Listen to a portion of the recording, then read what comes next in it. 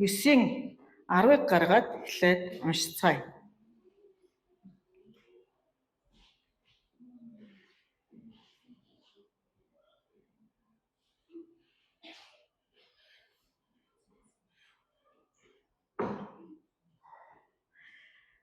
За, эзнээс эмээхүн мэрэгэн ухааны эхлэл ариун нэгнийг таньж мэдэх нь ухаарал юм гэсэн.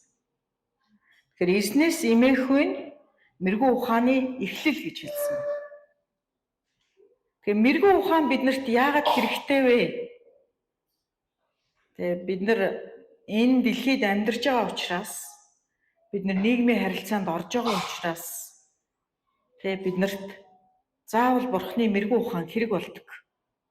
Мэрэгэн ухаан биднэрт ямар зүйлийг зааж сургадаг вэ гэхээр зэрэг өдөр тутмын бидний амьдралд хэрэглэгдэх зүйлийг хэдүүлээ дуртах юм бол Яаков 1:5 дээр хэлснээр мэрэгэн ухааны төлөө Бурхан залбир гэж хэлсэн. Нэгдүгээрт нь, хоёрт нь болохоор зэрэг мэрэгэн ухаан биднэрт Бурханы үгийг ойлгоход тусалдаг.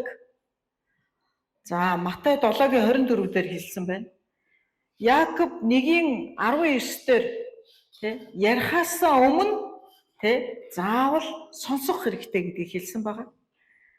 Тэгээ бусдыг дэмжих үгийг бас хэл гэдгийг Эфес 4:29 дээр хэлсэн байна. Эфес 4:32 дээр уучлахтаа хурдан бай гэдгийг бас хэлсэн байгаа. Боломжтой бүхэнд боломжтой байвал аль болохоор бусадтай тэр амар тайвныг эрхэмлээ, амар тайван бай гэдгийг Ром намын 12:8 дээр хэлсэн байна. Христ биднийг хайрлсан шиг бид нар түүний хайрын дотор алхах нь бас мэрэгэн ухаан юм аа гэдгийг Эфес 5:1-2 дээр хэлсэн байна. За, энэ ишлэлүүдээ би задлаад хуваалцах болно. За, дараагийн ишлэл болохоор James 1:5.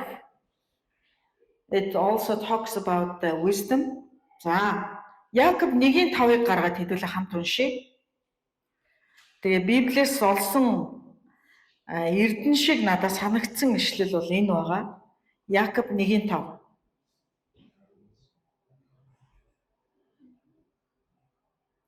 Харин та нарын хэн нэг нь мэрэгэн ухаанаар дутвал бүх хүнд өгөөмрөөр буруу шалган өгөгч Бурханаас гуйг. Тэгээд түүнд өгөгдөх болно гэсэн байна. Бурханаас мэрэгэн ухааныг гуйна. Тэгээ Христэд итгэдэг хүний хувьд бид нарыг Христийг таньж мэдлээ. Тэгээ бид нар энэ амьдралыг, энэ дэлхий дээр амьдрах хэрэгтэй. Бид нар хамаатан, садан, найз, нөхөд, сүм, чуулган үргэлж хүмүүстэй харилцаанд ордог Бид нар Бурхантай харилцдаг. Тэгэхээр биднэрт бүгдээрэнд бүх талбарт, амьдралын бүх талбарт биднэрт мэрэгэн ухаан хэрэгтэй.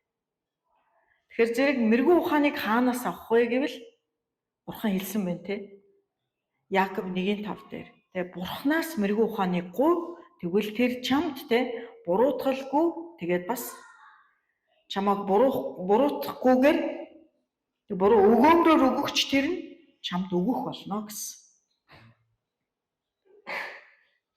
За, дараагийн ишлэлийг хэдүүлээ харъя. Колосе 2:2-3. Colossians 2:2-3. It also talks about wisdom. За, Колосе намын 2-ын Colossians 2:2-3. Колосе намын 2-ын 2-3-ыг хараарай.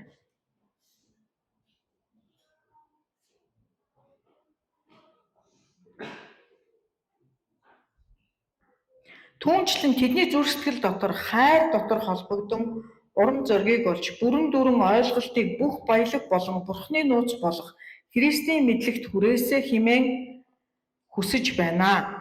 Христ дотор мэрэгэн ухаан болоод мэдлэгийн бүх эрдэнэс нуугдсан байдаг.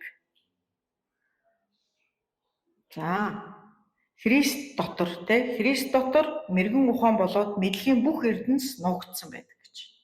За, дараагийнх нь ишлэл болохоор зэрэг Сургаалт үгс 2:6.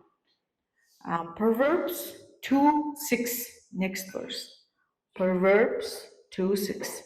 Сургаалт үгсийн 2:6.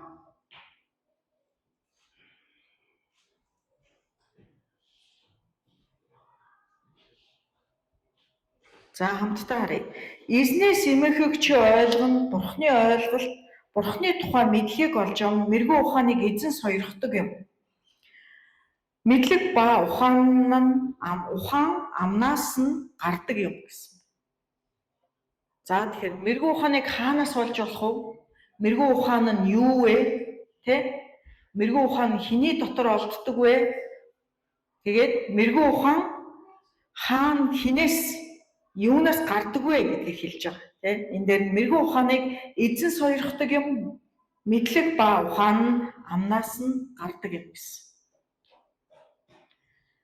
Биднэрт өнгөрсөн 7 хоногт бидний хувьд юуг суралцсан бэ гэхээр бидний мэс чанар хинч хараагүй байхад бидний ухамсар мэс чанар юуг хийдэг вэ, ямар байдаг вэ гэдгийг би сануулсан байна. Тэгээд бид нэр хинч хараагүй байхад хийдэг зүйлсийг маань хүн мэдээж харахгүй, харин тэнгэрлэг элчүүд, тэнгэрлэг биетүүд бурхан өөрөө харж ийдэг. Тэгэхээр зэрэг бид нар бол бурханаас нуух зүйл байхгүй.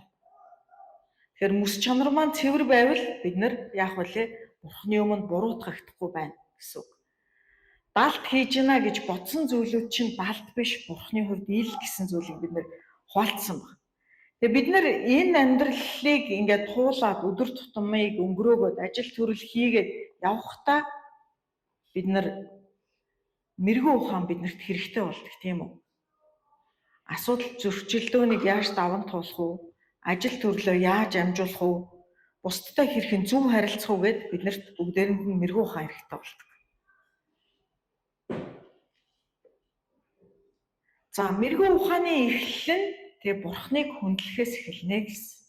Бид нар бүгдээрээ Есүс Христийг таньж мэдээд Библиэсээ судлаад өнөөдрийн өдрөөр хүрч байгаа. Мэрэгэн байя гэж хүсэж байгаа бол тэр мэрэгэн ухаан, тэр ухаалаг байдал чинь Бурхныг хүндлэхээс эхэлнэ. Дараа нь мэрэгэн ухаан бол залбирлаар дамжуулаад биднэрт ирдэг гэдгийг бид нар ойлгосон. Энэ бол Бурхнаас бидэнд өгөгддөг бэлэг байна. За, гуравт нь болохоор мэрэгэн ухаан болон мэдлэг болох тэр тэдгээр эрдэнэс шиг энэ зүйл нь Христийн дотор байдгаа гэдгийг хэлсэн. За, дөрөвт нь мэрэгэн ухааныг эзэн дотор байдаг бөгөөд энэ нь мэдлэг болон мэрэгэн ухаан нь Бурхны амнаас гардгаа гэдгийг хэлсэн. Нөгөө би англиар орчуулга байхгүй учраас хүмүүстэй яг саяны дөрвөн ойлголтыг товчлоод би хэлээд өгөх. I want to summarize my word. I want to mention for 3 things about the wisdom. First, wisdom, we can find the wisdom in God. And then God, we're respecting God, obeying God. God is the beginning of the wisdom. Second, if you need the wisdom, you can pray and God will give you the wisdom. Third thing, where God kept his wisdom, he kept his wisdom in Christ. It's like a treasure, and all the knowledge and wisdom is in Christ you can find. The fourth thing is, where is this wisdom comes from? It's from God's word and God's mouth. This wisdom comes, and we can find from his word. We can find it from his word. So then you can think about the wisdom. Rest of them you need to understand in Mongolian. Okay. За тэгээ гол 4 зүйлээ би англиар хэлж өгөхийг хичээлээ. За тэгэхээр Бурханаас ирдэг мэрэгэн ухаан нь ямар шин чанартай вэ гэдгийг хэдүүлээ харцгаая. Тэгээ Яков номын 3:17 дээр хэлснээр цэвэр ариун шин чанартай гэж Бурханаас ирдэг мэрэгэн ухаан. Дээрээс ирэх мэрэгэн ухаан нь юуны өмнө цэвэр ариун гэсэн байна. Тэ? Юун цэвэр, юун ариун, тэр мэрэгэн ухаан нь Бурханаас ирдэг гэсэн байна. James 3:17 says, The wisdom comes from the Lord is in pure. It's characters of the wisdom. За тэгвэл энэ цэвэр байдал нь юу вэ гэхээр зэрэг ёс суртахууны хувьд цэвэр байдлыг илэрхийлдэг. Тэ ариун тэгээд цэвэр тийм сэтэлтэй гэдгийг хэлдэг.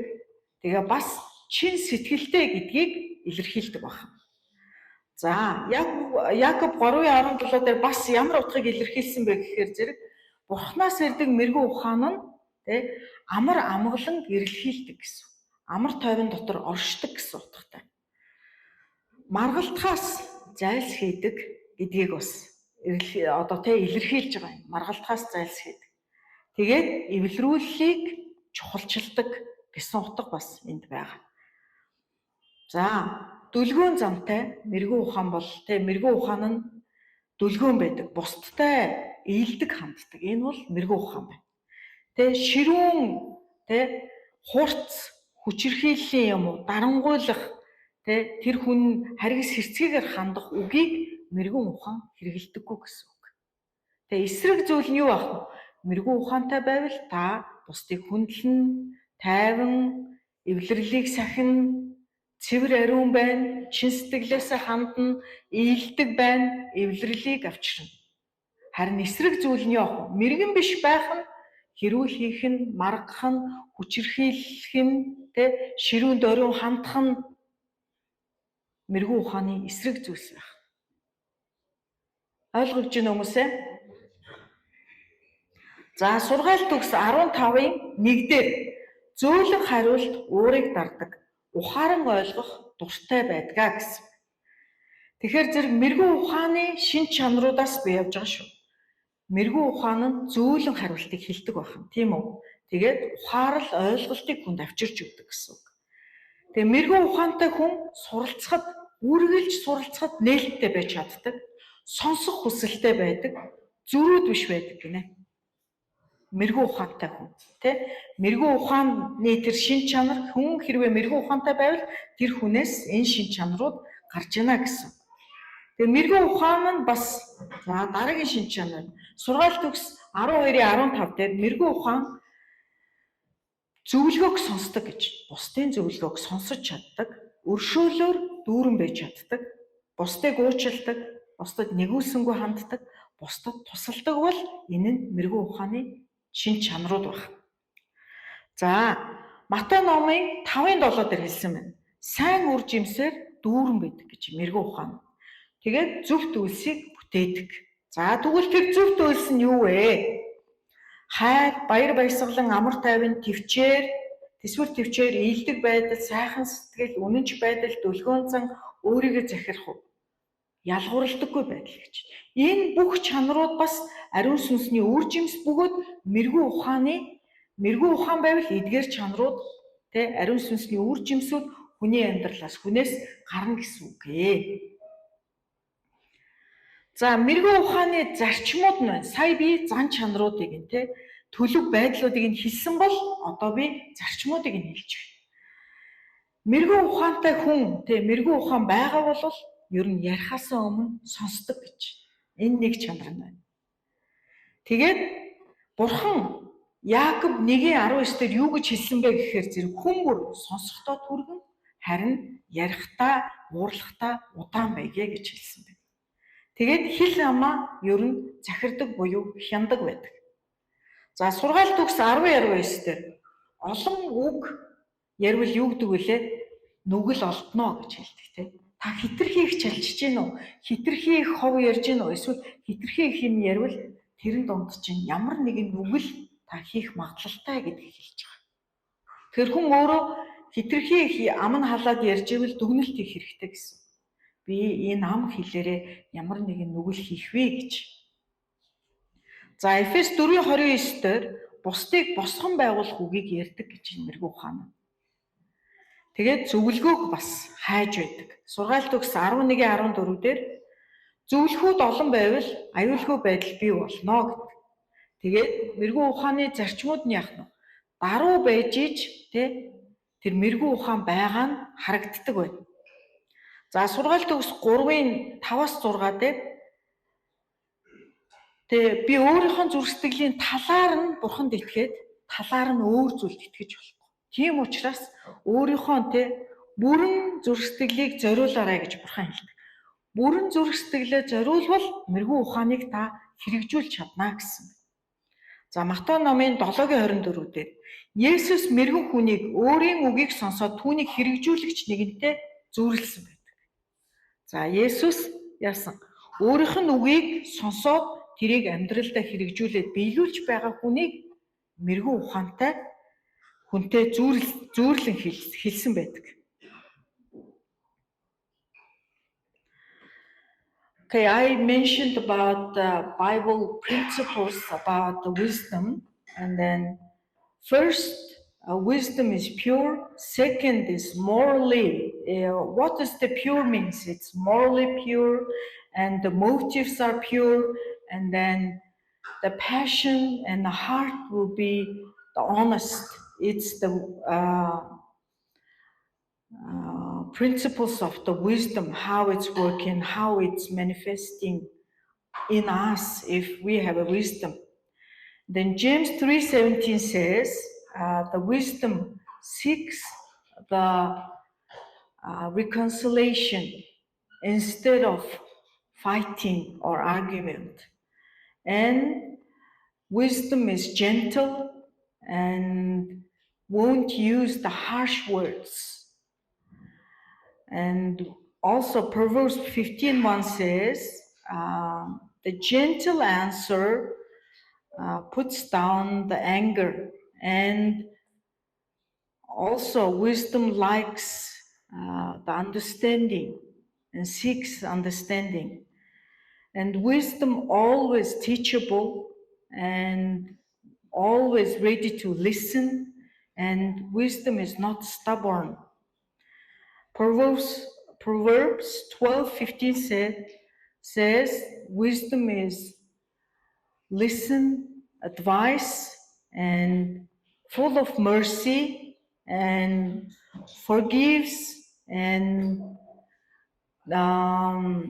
graceful, and help others. Also, grace is full of fruits, and then also seek to do the right actions. And then what are the fruits of the wisdom? Is same as the fruit of the Holy Spirit: love,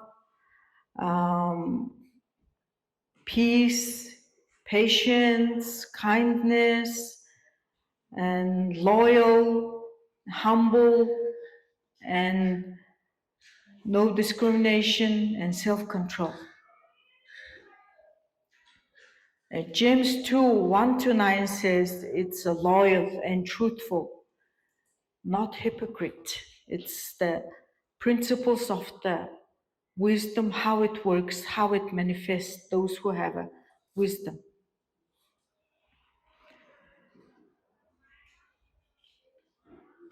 За, Есүс Христ итгэгчтэй хамт байхдаа өөрсдийнхөө дагалдагчдаа мэрэгүү ухаантай байхыг өөрийнхөө биеэр үлгэрлсэн байна. Тэгэд Есүс яаж илэрхийлж байсан бэ? Тэр мэрэгүү ухаантай байдлаа гэхээр зэрэг тэр хайр дотор үннийг ярьдаг байсан.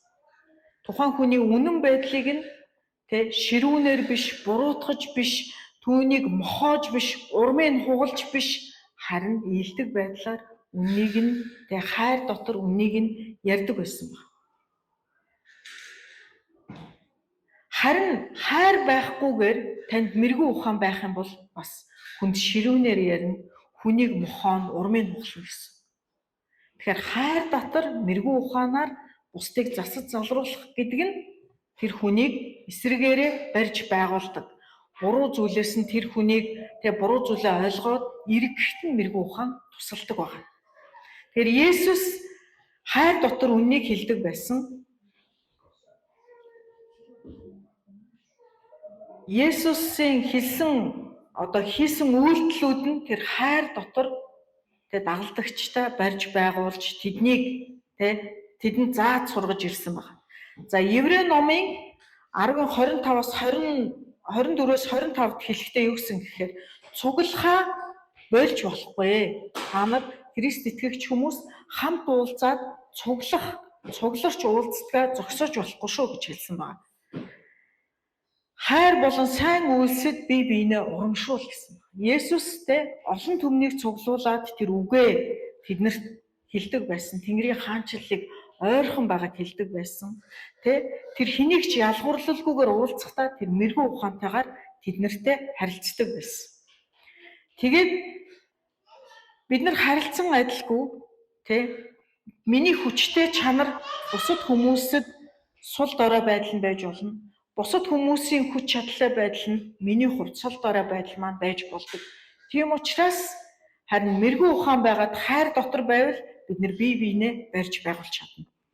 За Колосой 3:12-оос 14 дээр нэгүүлсэнгүү сайхан сэтгэлтэй даруй дүлгөөн төвчээртэй уучлалаар хайраар бие биен дээр хандаарэ гэдэг нь энэ болгоно мэрэгүү ухааны үүднээс мэрэгүү ухаан байгаа бол эдгээр зан чанарууд бидний амьдралаас гарна гэдгийг бас Есүс тайлбарлаж хэлсэн байна. Тэгээ Эфес 4:1-3 дээр амар тайвны хэлхээгээр дамжуулан сүнсний эв нэгдэлтэй байдлыг хадгалахыг хичээгээрэй гэж хэлсэн.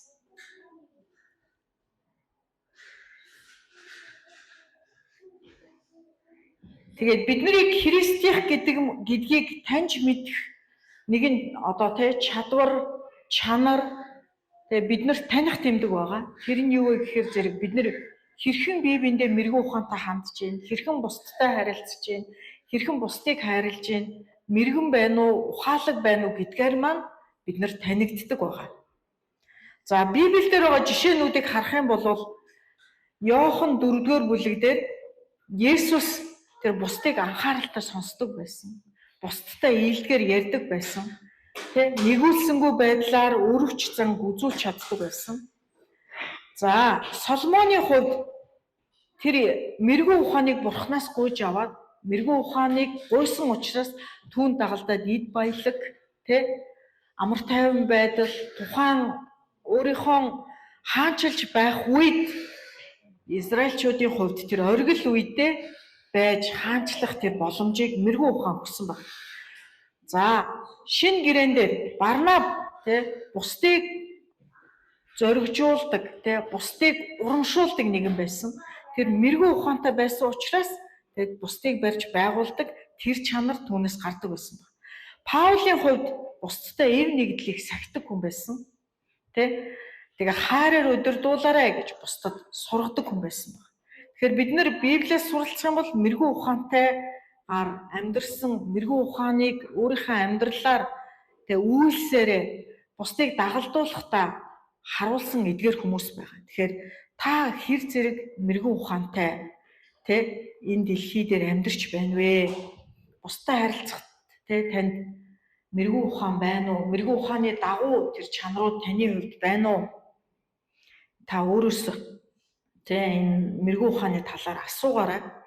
Дахиад хэдүүлээ үзье. Мэрэгүү ухаан сургаалт төгс 9:10 дээр хэлсэн. Мэрэгүү ухаан бол бүх мэрэгүү ухааны эхлэл бол эзнээс эмээхээс эхэлдэг гэсэн байна.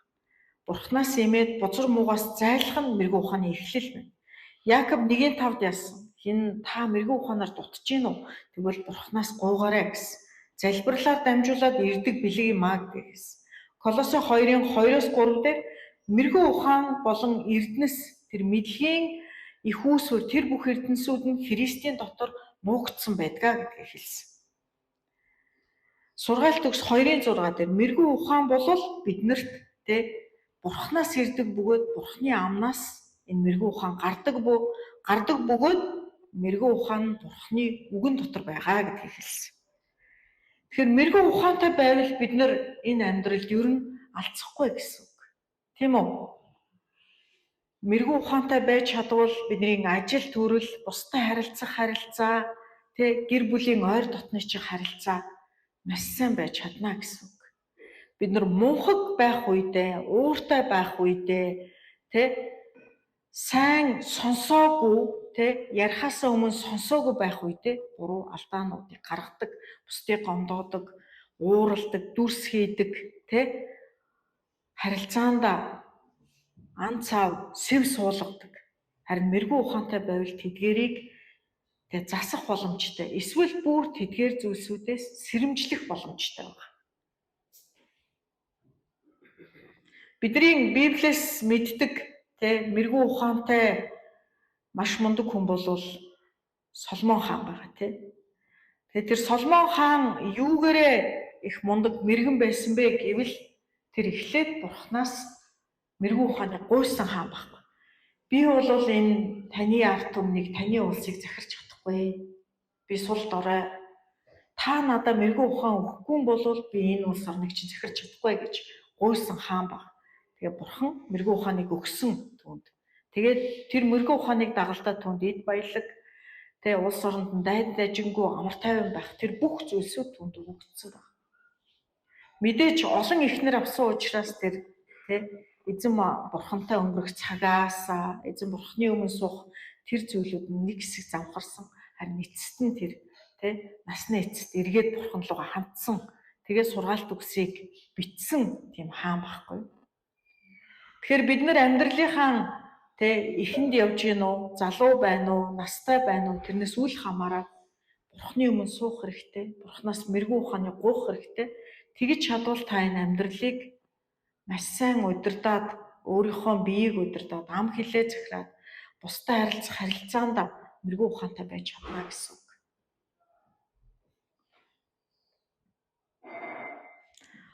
Мэрэгүү ухааны эсрэг зүйл нь бол мунхаглал байгаа.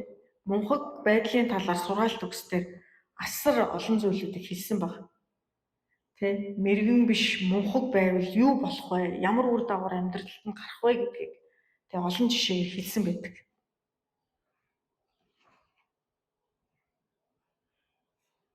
Тэгэхээр мэрэгүү ухааны тухай энэ 7 хоногийн турш бодоорой. Мэрэгүү ухааны талаар бас Библиэс уншаарай. Тэгээ би өнгөрсөн 7 хоногт бас нэг ишлэлийг цээжлээсэ гэж та ядаас хүссэн байгаа. За ямар ишлэлийг цээжлээсэ гэсэн мэлээ санаж байгаа юм байна уу? Дуулал хэд вүлээ? 46-гийн 10. За цээжлсэн хүн байна уу? За тэрийг санаж байгаа хүн байвал хэлдэ. Дуулал 46-гийн 10-ыг. Юуны тухай байсан бэлээ? Төвчээрийн тухай байсан уу? За тэмцэлтгэ бол гэсэн тий. Тэмцэлтгэ бол Бурхныг Бурхан гэж хинбэ гэдгийг таньж мэдээ гэсэн байгаа. Бурхны өмнө чимээгүй суу гэсэн байгаа тий. Бид нар Бурханд хандаад дандаа яриад залбираад байдаг тий. Энэ нь бол эсрэгээрээ ишлэл байна. Бурхны өмнө чимээгүй суу. Бурхантай битгий тэмцэлдээ дээ. Тэгээд Бурхан хинбэ гэдгийг таньж мэдээ. Бурхны өмнө очиод чимээгүй суу. Түүний ярихыг сонс гэсэн утгатай ишлэл байсан. Тэгэхээр энэ 7 хоногт би бас нэг ишлэлийг цээжлээсэ гэж хүсэж байна. Тэр бол Яаков 1:5 баг. Энэ юу вэ гэхээр зэрэг хин нэгэнд мэрэгүү ухаан дутвал хүн бүрт буруу шаалгүйгээр өгөөмрөөр өгөгч Бурханаас гуйг. Тэгээд тэр хүнд өгөгдөх болно гэсэн. Тэгэхээр хэрвээ Яаков 1-р бүлгийг цааш нь унших юм бол чи ямар нэгэн зүйлийг гуйхдаа эргэлзэх юм бол далай тэнгисийн усны долгион мэт ямар нэгэн зүйлийг чи эргэлзэж байгаа бол Бурханаас гуйсан зүйлээ авахгүй. Ямар ч үйлстэй тогтворгүй хүн мэт та гуйчаад хэрвээ эргэлзвэл эргэлцсэн зүйлээ та авахгүй гэдгийг хэлсэн байна. Тэгэхээр зэрэг огт эргэлзэхгүйгээр Бурхан надад мэрэгүү ухааныг өгнө гэж залбираа. Тэгвэл Бурхан танд мэрэгүү ухааныг өгөх болно. Тэгээ мэрэгүү ухааны тухай өшөө илүү судалж үзээрэй Библиэс. Тэгэхээр энэ ертөнцийн суурийг тавихад Бурхан хинтэй хамт байсан бэ? Бурхан мэрэгүү ухаантай хамт байгаад энэ дэлхийн суурийг тавьсан бөгөөд далай тэнгисийн хязгаарыг тавьсан. Одоо жишээ нь уур амьсгалыг уулуудыг хаана байх вэ? Салхиудыг хаанаас салхилуул? Энэ бүх хил хязгаар физик энэ физик бүтцийг, энэ химийн бүтцийг, энэ оршин тогтнох тэр хуулиудыг нь Бурхан мэрэгэн ухаантай хамт тогтоосон хийсэн гэдгийг хэлсэн байдаг.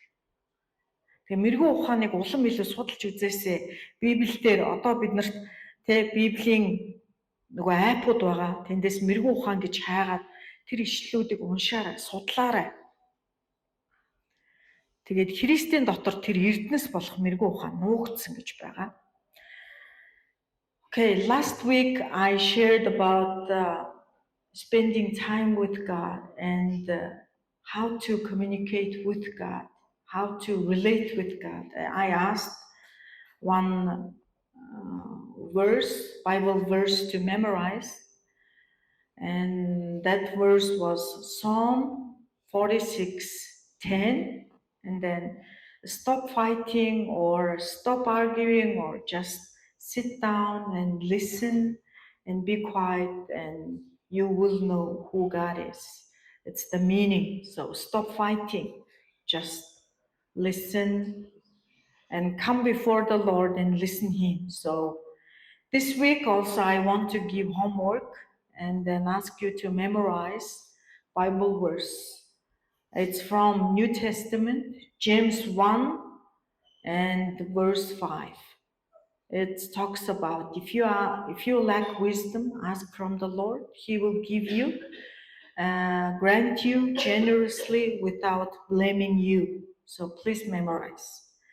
Тэгээд бас нөгөө англиар ярьдаг хүмүүстэй хэллээ. Нөгөө мэрэгэн ухааныг Бурханаас гуйвал тэр өгөх болно гэдэг энэ Якоб 1:5-ыг цээжлээрээ гэж хэлсэн.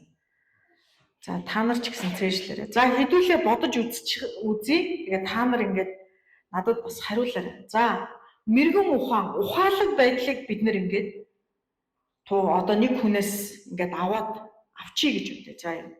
Мэрэгэн ухаан байхгүй байлаа гэвэл надад одоо мэрэгэн ухаан байлаа. Тэгвэл мэрэгэн ухааныг хажуу тийш нь авч тавиад надаас ямар үйлдэлүүд жишээ нь гарах вэ? Би мэрэгэн ухаан байхгүй бол бусдад харилцахдаа би яаж харилцах вэ? За уурлна нэгдээ, тэ? Ууртай хүн юу хийх вэ? Ууртай хүн юу хийх вэ жишээ нь? За хэл амаараа эхлээд буруу үгсийг ярнаа. Уурлаад дараа нь яах вэ? Буруу үйлдэл гарганаа.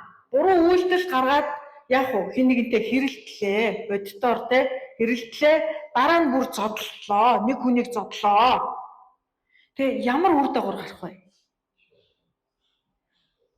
Ямар үр дагавар гарах вэ? Шийдгүүлэн штэ. Хохирол амсна тийм үү? Өөрөө хохирол амсна. Нөгөө үнийг хохироо. За хүнд байх юм бол яах вэ? Зөвхөн гэр бүл дотор эсвэл найз нөхдийн хүрээнд шийдэж чадахгүй цагдаагаар шийдвэрлэх хэрэг. Хууль хүчний байгууллага оролцох хэрэг юм. Тийм үү? За мэрэгэн ухаан байхгүй бол. За өөр мэрэгэн ухаан байхгүй мунхаг байвал өөр ямар зүйлүүд надаас гарах вэ жишээ. Би мэрэгэн ухаангүй бай. Ухаалаг бус бай. За ууртайгаар бусдад хандаад ийм гарлаа. За өөр ухаангүй байвал би яах вэ? За мөнгө санхүүгийн тал дээр ухаалаг биш байвал надаас ямар үйлдэл гарах вэ? Цалингаа өнөөдөр авлаа. Ухаалаг биш бол яах вэ? Маргааш цалингаа бүгдийг зарцуулаад дуусчихин тийм үү? Хэрэгтэй хэрэггүй юм аваад дараа нь хизээч хэрэглэхгүй хувц аавна, хизээч өмсөхгүй хувц аавна, яарна. За маргааш бүх мөнгөө зарцуулчвал тэр бүтэн за сар биш 15 хоногийн турш юу идэх вэ? Яах вэ? Байрныхаа мөнгийг яах вэ? Ухаалаг биш, мунхаг байвал санхүүд хэцүү, харилцаан дээр асуудал гарна. За өөр. За санхүү дээр ийм асуудал гарна. Өөр. Ухаалаг биш байвал би өөр юу үйлдэх вэ? Бодоорой. Амьдрал дээр яг өдөр тутам тохиолддог зүйлсүүд юу вэ? Хор уршигт гардаг зүйлсүүд юу вэ? За, гэр бүлийн ойр дотны харилцаанд яах нь вэ? Ухаалаг биш байвал яах нь вэ? Эхнэрээ гомдоо, нөхрөө гомдоо, хүүхдүүдээ гомдооно. Тийм үү? Хамаатан садантайгаа эвтэй байж чадах уу? Чадахгүй шүү. Бусдын төлөө байж чадах уу? Чадахгүй шүү. Ажил төрөл дээрээ ч гэсэн тий. Тэгэхээр зэрэг мунхаг байхын хор уршиг асар их. Санхүүгээ хамаагүй цацаа зарцууллаа. Тий? Ууртай байлаа, мунхаг байлаа, бусдаа хамаагүй харилцлаа. Тий? Уурлал нэг хүнийг цогцсон. Тэгээ шүүхтэр явж идэг, тий?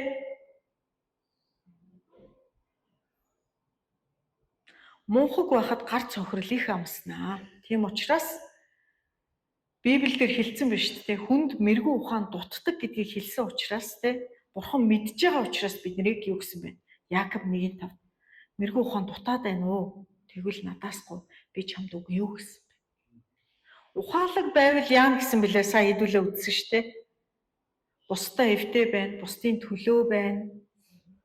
Тэгээд үр жимсүүд, ариун сүнсний үр жимсүүд бас энэ мэрэгүү ухааны үр жимсүүд байх нь шудраг байна, цэвэр ариун байна, бусдыг сонсоход бэлэн байна, тэ? Суралцсан. Тэгэхээр та мэрэгүү ухааныг Бурханаас аваад амьдралынхаа туршид та мэрэгэн байгаасай гэдгийг би танаас хүсэж байна. Тэгээ бас та шийдвэр гаргаад тэ Бурхан минь би танаас мэрэгүү ухааныг аваад энэ амьдралыг тэ мэрэгүү ухаантайгаар даван туулъя. Бурхан өөрөө мэрэгүү ухаантай хамт энэ дэлхийн ертөнцийг бүтээсэн гэж боддоо. Бурхан хамтарсан. Бид нар хамтрахгүй байх юм бэ? Тэ тэр мэрэгүү ухаантай. Тэр мэрэгүү ухааныг нөгөө орс хэлэн дээр бол он ана гэдэг нөгөө хүүс тодорхойлдог үгнүүд байгаа шүү дээ. Англи хэлэн дээр she he гэж байгаа. Монгол дээр харин байдаггүй. Тэ? Тэгэхээр зэрэг мэрэгүү ухааныг эмэгтэй хүүсэн дээр бичсэн байдаг. Англи хэлэн дээр, еврей хэлэн дээр тэ she тэгээ ана гэж бичсэн байдаг. Бурхан тэр одоо эм хүүсэн дээр бичсэн тэр мэрэгүү ухаантай хамт энэ дэлхийн, энэ гариг ертөнцийн суурийг тавьсан, бүтээсэн гэж байгаа. Тэгэхээр тэр сүнслэг бит гэсэн үг байна. Тэр мэрэгүү ухаан тантай хамт яваад, хамт алхаад, хамт амьдраад явна гэсэн үг. Та мэрэгүү ухааныг дуудвал тэр тань дээр ирэх болно, тэр танд өгөгдөх болно. Та хамт мэрэгүү ухаантай үйлдэх болно гэсэн үг. Тэгээ за хамтдаа залбирыг таныг бас мэрэгүү ухааныг Бурханаас аваад тэгээ шийдвэрийг гаргаад мэрэгүү ухаантай энэ амьдралыг даван туулаасаа өдөр тутмынхаа шийдвэрүүдийг тэг гаргаасаа гэж хүсэж байна. Хамтдаа залбирыг. Хүн болгон өөр дотроо ингэ залбираарай. Let's pray together and ask God would grant us wisdom and let's make a decision. Yeah, I want to get wisdom from the Lord and make my choices, make my decisions through the Holy Spirit, with the wisdom. I want to choose what is right, what is pleasing to God. Let's pray together.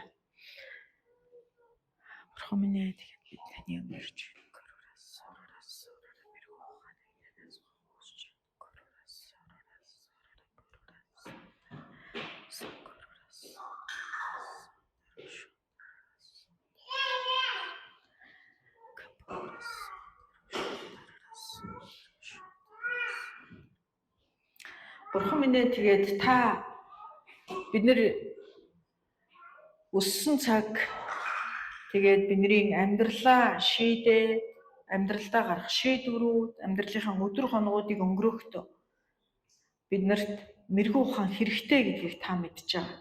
Тийм учраас та өөрийнхөө үгэнд бичиж үлдээсэн байна. Тэгээ Яаков намын 1-р бүлгийн 5-р эшлэлээр хэрэгтэй. Хин нэгэнд үнэхээр тэр ухаалаг байдал, мэрэгэн шийдвэр, мэрэгэн ухаан дутуу байна. Тэгвэл надаас гуйг. Тэгвэл би тэр хүнд өгөөмрөөр тэгээд бас буруутгалгүйгээр өгөх болно гэж хэлсэн. Тэгээ бас Бурхан тайлбарлаж хэлсэн. Тэр хүн эргэлзэх юм бол энэ мэрэгэн ухаан чи өгөгдөхгүй гэдгийг хэлсэн. Харин эргэлзэлгүйгээр итгэлээрээ гуугаад мэрэгэн ухааныг авч мэрэгэн ухаантай хамт өөрийн амьдралыг удирдан чиглүүлээ амьдраасаа гэж Бурхан та хүсэж байгаа. Тэгэхээр таны энэ хүслийн дагуу бид мэрэгэн ухааныг танаас гуйхыг хүсэж байна. Мэрэгэн ухааныг авч энэ амьдралынхаа асуудлуудыг, бэрхшээлүүдийг өдөр хоногуудыг ажил үйлсээ мэрэгэн ухаантай хамт шийдвэрлэхийг гүйцэтгэхийг хүсэж байна Бурхан минь. Тэгээ энэ Яаков 1:5-ыг бид нэр цээжлээд бид нар өөрийнхөө дотор оруулаад зүрх сэтгэлийнхаа самбарт бичээд бид нар үргэлж хамт байхыг хүсэж байна. Бид нар энэ шийдвэрийг энэ өдөр гаргаж байна.